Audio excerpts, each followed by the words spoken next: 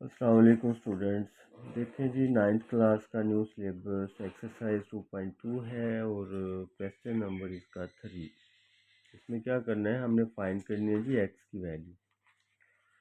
तो ये logarithmic form में लिखे हुए हैं, तो पहले हम इनको एक्सपोनेंशियल फॉर्म में कन्वर्ट करेंगे और देन हम उसकी एक्स की वैल्यू जो है वो इजी फाइंड कर लेंगे।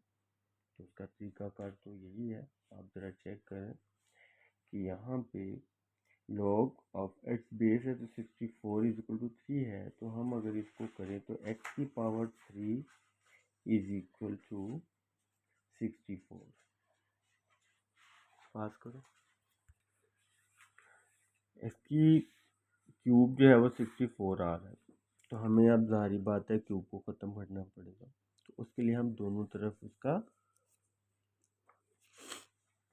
क्यूब रूट ले लेते हैं। अगर आप एक्स का क्यूब रूट लें इधर, तो हमें 64 का भी क्यूब रूट लेना पड़ेगा।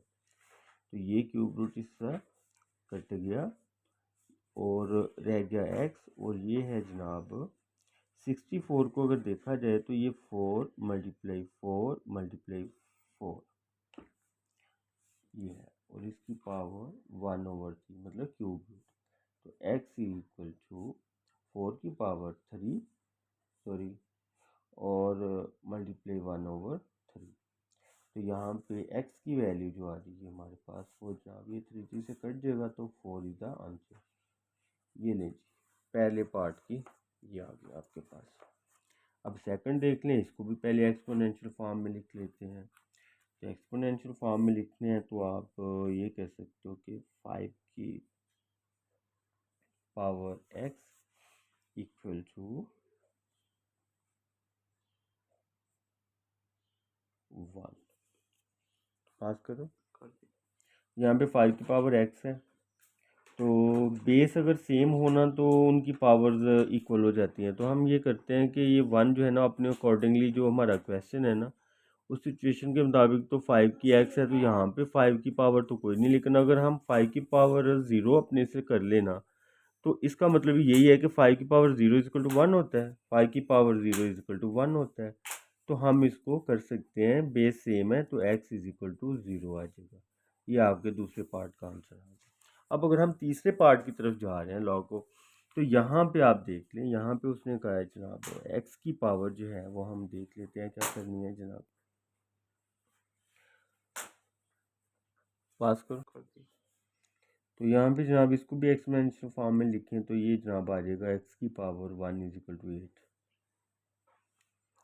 तो अगर इन दोनों की पावर सेम है एक जैसे, तो x is equal to 8 answer आ जाएगा। तीसरे पार्ट की तरफ, फोर्थ पार्ट की तरफ चलें तो यहाँ पे देखें ज़रा, आप 10 की power 3 is equal to x कर दें इसको।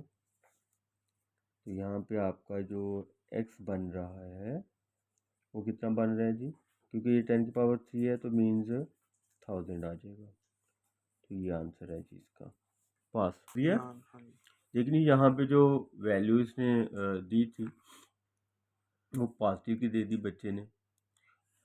पॉजिटिव से तो यही आंसर आना है, लेकिन अगर आप इसको जो कि बुक में दिया गया है उसके मुताबिक करें तो वो तो पावर उसने दी है, ये जो माइनस की 3 दी है।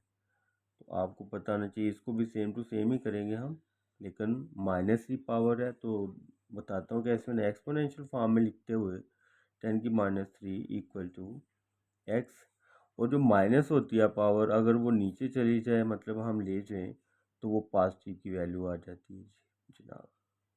ठीक है जी, तो एक्स आपके पास आ जाएगा 1/1000। ये इसका आंसर जो है ना वो ठीक है। अब हम नेक्स्ट जो है वो पार्ट 2 रह गए, ये फोर्थ वाला था। फिफ्थ वाला पार्ट देखते हैं जी क्या है। यहाँ पे पार्ट 5 जो है ना इस क्वेश्चन नंबर 3 का, वो है जी log of 4 base x is equal to 3/2। तो अब यहाँ पे देखें, एक्सपोनेंशियल फॉर्म में लिखें पहले, तो 4 की पावर अगर 3/2 हम करें इज इक्वल टू एक्स। तो एक्स कैसे बनेगा जी, अगर ये देखा जाए तो ये 2 की power two multiply 3/2 is equal to x है, तो x इज इक्वल टू 2 से कट जाएगा तो 2 की पावर 3 बच जाएगा, तो x आपके पास आ जाएगा 2 की पावर 3, 2 मल्टीप्लाई 2 मतलब कि 8। ये आंसर आपके 5 नंबर। अब हम 6 वाला पार्ट करते हैं। 6 वाला पार्ट चलिए लास्ट वाला पार्ट है इस क्वेश्चन का, चलिए देखते हैं जी। Log of two the power 10 to 4 equal to x आ रहा है, तो इसको अगर आप करते हो तो 2 की पावर x इक्वल टू 1024 कर लेते हो। अब 1024 है, तो 2 बेस है इसकी, अगर हम इसको भी 2 की बेस का हिसाब लगाएं तो देख लेते हैं क्या बनता है। इसको आप फैक्टराइज कर सकते हैं 10 to 4 को, ठीक है जी।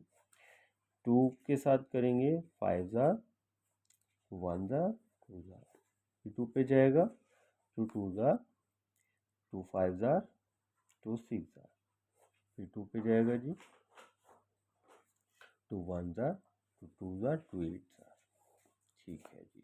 2 पे जाता है तो 2 6 जार 2 4 जार, फिर 2 पे जाएगा तो 32 जार, फिर 2 पे जाएगा तो 16 जार, फिर 2 पे जाएगा जी 8 जार, फिर 2 पे तो 4 जार, फिर 2 पे 2 जार, और यहाँ पे जनाब एंड हो गया। कितने टूल्स बने जनाब, देखें ज़रा कितनी पावर बनेगी ये रफ कॉलम आप समझ लें, रफ कॉलम, ठीक है।